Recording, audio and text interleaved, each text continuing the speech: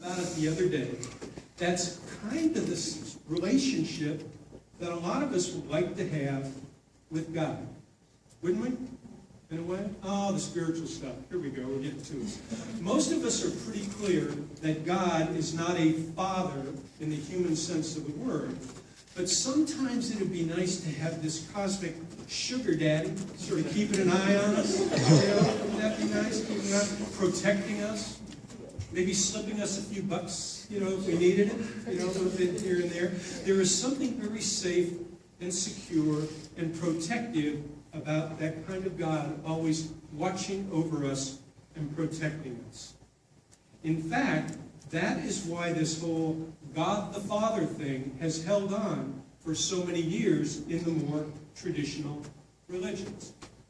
Just like the perfect human father, the assumption is, with the more traditional religions, that God is supposed to protect us, that God is supposed to love us, however that is shown, and teach us things, and be there when we run into problems that we can't handle.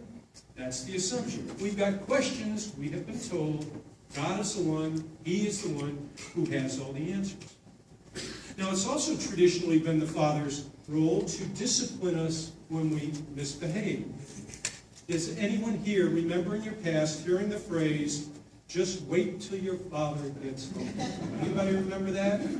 My mother was also very, very smart, and she figured out early on, we had 5 kids, that if she said that to one of us about 9 o'clock in the morning, we would be so worried that we would behave for the rest of the day. So she knew how to use that.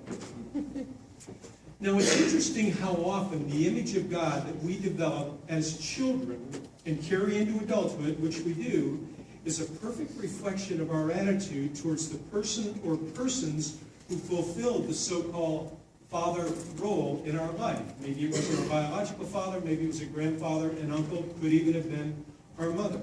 It seems that children who were raised by a strict authoritarian parent often have an image of a God who is very strict and judgmental and maybe even angry all the time, just like their dad. While on the other hand, you can tell the children who are really, really loved and nurtured, because children raised in a loving and supportive and nurturing family seem to find it much easier to believe in a loving and supportive God. Now, the same thing holds true as we get older. I sometimes think that our view of the world that we have doesn't depend upon the God that we believe in. I think the God that we choose to believe in, whether or not our choice is a conscious one, is a reflection of what we have learned to believe about the world. Very much like Ursula was talking about